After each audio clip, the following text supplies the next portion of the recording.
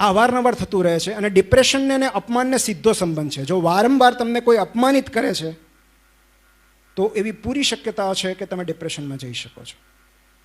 તો જે સ્થળ પર કે જે વ્યક્તિ દ્વારા કે જે પરિસ્થિતિમાં 3 S તમારા જોખમાય છે, સેલ્ફ એસ્ટીમ, સેલ્ફ કોન્ફિડન્સ અને સેલ્ફ વર્થ, અને જો ત્રણેય ભેગા થાય it is a deadly combination. અને આ બંને રીતે થઈ શકે, કોન્શિયસલી, સબકોન્શિયસલી. કોન્શિયસલી તો આપણને ખબર છે, ગેસ લાઇટિંગ મેં હમણાં જ કીધું હતું, જ્યારે કોઈ તમારી લાગણીઓને અમાન્ય ઠેરવે છે, તમારા સત્યને તોડી મરોડી નાખે છે, તમારા કોન્ફિડન્સના, તમારા સ્વમાનના ભૂક્કા બોલાવી દેવાનો પ્રયત્ન કરે છે, તો એ કોન્શિયસ એટેક છે તમારા માનસિક સ્વાસ્થ્ય પર. પણ બીજો વધુ જોખમી છે જે દેખાતો નથી, અને એ છે સબકોન્શિયસ એટેક, અને જે વારંવાર આપણે અત્યારે પણ એનો ભોગ બની રહ્યા છે. 3 છે: news, advertising, social media. News માટે એવું કહેવાય છે, માર્ક ટ્વેને એવું લખ્યું હતું કે if you don't read the newspaper you are uninformed, if you read the newspaper you are મિસઇન્ફોર્મ્ડ.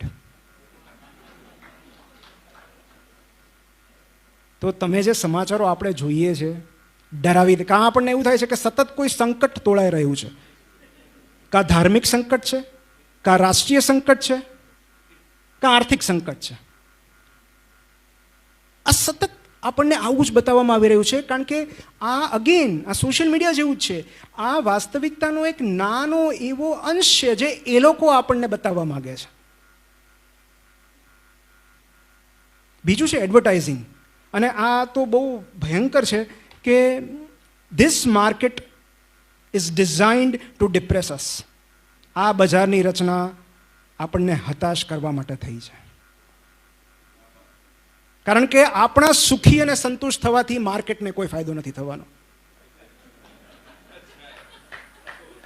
માટે સતત આપણને આપણી ઉણપો બતાવવામાં આવે છે, કારણ કે જ્યાં સુધી કોઈ પુરુષ અપૂર્ણ ફીલ નહીં કરે ત્યાં સુધી એ ધ કમ્પ્લીટ મેન બનવા માટે રેમન્ડના કપડાં શું કામ ખરીદશે? જ્યાં સુધી ઘર બેઠા કમાવાની લાલચ નહીં જાગે ત્યાં સુધી ડ્રીમ 11 પર કોઈ ટીમ શું કામ બનાવશે? ઇઝી મનીનું ગાજર આપવામાં નહીં આવે તો લોકો રમી શું કામ રમશે?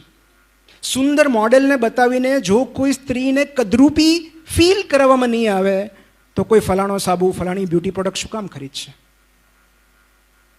Every second we are being manipulated by marketing and advertising industry. સતત આપણને એવું કહેવામાં આવે છે કે ફલાણું લેશો તો સુખી થશો.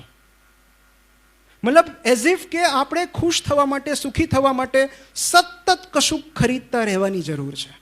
અને એક વસ્તુ મને આજ સુધી નથી સમજાણી કે આટલા ટકા બચત ને આટલા ટકા પૈસા બચાવો. પૈસા ખરીદીને કોઈ પૈસા કઈ રીતે બચાવી શકે?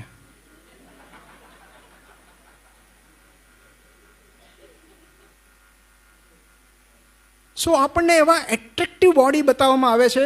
અને લંડનમાં તો એક એડવર્ટાઇઝમેન્ટ બેન થઈ ગઈ. ત્યાંના લોકો એટલા સજાગ છે કે રેલવે સ્ટેશન પર એક ત્યાં જે પહેલાં ટ્રેમ હોય એમાં એક બહુ જ સ્વરૂપવાન અને એકદમ સ્લીમ એન્ડ ટ્રીમ 0 ફિગરવાળી છોકરીનો ફોટો હતો, અને એમાં લખ્યું હતું કે are your body ready for beach something. અને એ એવું શરીર હતું જે આપણે મોટેભાગના એડવર્ટાઇઝ હોર્ડિંગમાં જોઈએ છે. તમે કોઈ પણ સર્કલ પર ઊભા રહો, મોટે ભાગે એ લોકો, આ કેટલી કમનસીબી છે કે મોટે ભાગે એ લોકો પ્રોડક્ટ વેચવા માટે સ્ત્રીનો ઉપયોગ કરે છે. આપણને એવું ફિઝિક બતાવવામાં આવે છે જે 99% લોકોનું નથી. મતલબ લુક એટ ધીસ. આ શરીરને સેક્સી લાગવા સિવાય પણ બીજા અસંખ્ય કામો છે.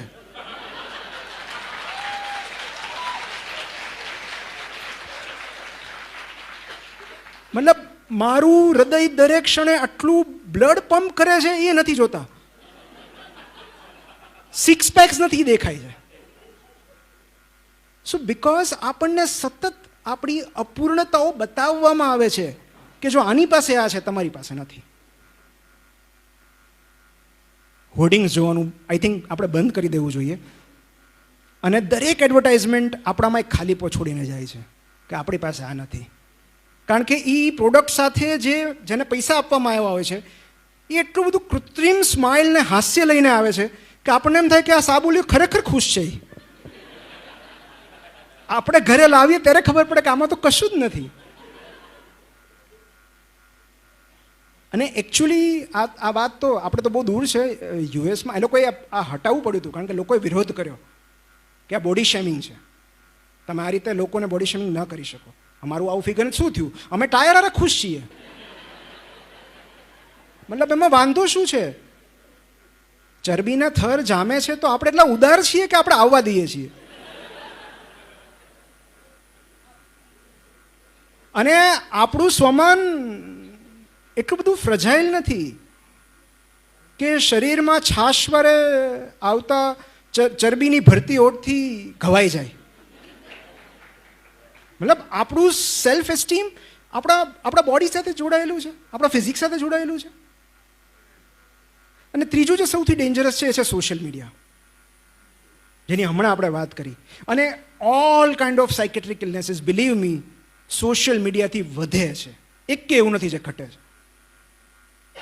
તમે ડિપ્રેશન લો, તમે 20 થી 25 મિનિટ કોઈ પણ સોશિયલ મીડિયા યુઝ કરશો, તમને ઓટોમેટિક ડિપ્રેશન લાગવાનું શરૂ થઈ જશે. તમને અનુભવ છે એટલે જ તમે હા પાડો છો. એમાં જે લર્કર્સ હોય ને એને મેક્સિમમ ડિપ્રેશન આવે. લર્કર્સ એટલે જે કાંઈ જ કરતા ન હોય, ન પોસ્ટ મૂકે, ન પિક્ચર મૂકે, ન કોઈની સાથે વાત કરે, ખાલી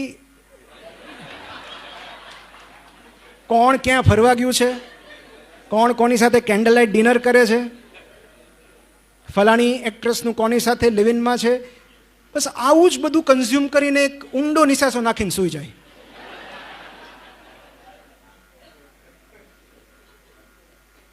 અને 90% સોશિયલ મીડિયા યુઝર્સ લર્કર્સ છે. 90%. જે લોકો ક્રિએટર છે એમને ઓછું ડિપ્રેશન આવે છે. સો હું એવું કહીશ કે don't be a consumer in social media, be a creator, or at least a communicator. તમે જો ખાલી સોશિયલ મીડિયાનો ઉપયોગ કન્ઝ્યુમ કરવા માટે કર્યો છે તો ગયા, કોઈ તમને બચાવી નહીં શકે. અને એનું એકમાત્ર કારણ છે કમ્પેરિઝન. પહેલાંના સમયમાં આપણી સરખામણી ખાલી કાકા મામાના દીકરાને થતી, બહુ તો પાડોશમાં જે હોય. હવે તો જેને આપણે ઓળખતા નથી, જામનગર, સુરત, રાજકોટમાં રહેલો કોઈક, એને જોઈને આપણે નિશાસા નાખીએ છીએ. સાચી વાત સાઈરામભાઈ?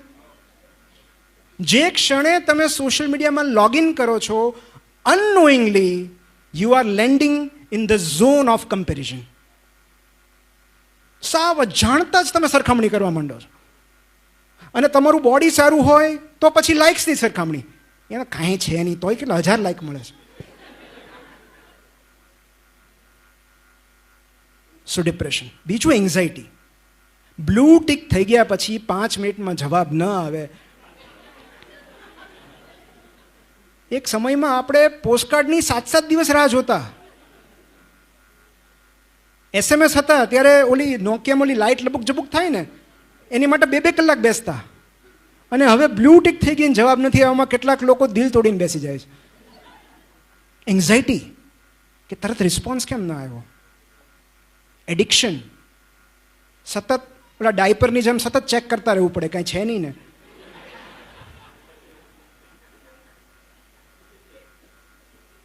તો સોશિયલ મીડિયા એક અગેન એવી બારી છે જે સતત આપણને આપણી ઉણપ દેખાડવામાં આવે છે. આપણને સતત એવી જિંદગીઓ, એવી પાર્ટીઝ, એવા પ્રવાસ, એવા પિક્ચર્સ દેખાડવામાં આવે છે જે સતત આપણને અયોગ્ય, અપૂર્ણ, ઇનએડિક્વેટ કે ઇન્ફિરિયર ફીલ કરાવે છે. આપણને સતત એવું લાગે છે કે આપણે ઇનએડિક્વેટ છીએ, આપણામાં કંઈક ખૂટે છે. અને એ જે ફિલિંગ છે ઇનએડિક્વેસીની, એ સૌથી ભયાનક છે. આપણને એમ લાગે છે કે આપણામાં ખાલીપો છે, કશું ખૂટે છે આપણામાં, માત્ર સોશિયલ મીડિયા જોઈને. તો આ unconscious disconnection with status and respect છે. આપણને સતત આપણું સ્વમાન ઘવાતું હોય એવું લાગે છે. કોઈ કરતું નથી, માત્ર આ સ્ટ્રેટેજી છે, અલ્ગોરિધમ છે. અને તમે ભૂલે ચૂકે જો એકવાર એ રૂપાળી સ્ત્રીનો કે ફલાણાનો ફોટો લાઈક કરી દીધો, પછી ઇન્સ્ટા તમારી પાછળ પડી જશે. તમને એવી જ ફીડ બતાવ્યા કરશે જે તમને સતત ઇન્ફિરિયર ફીલ કરાવે.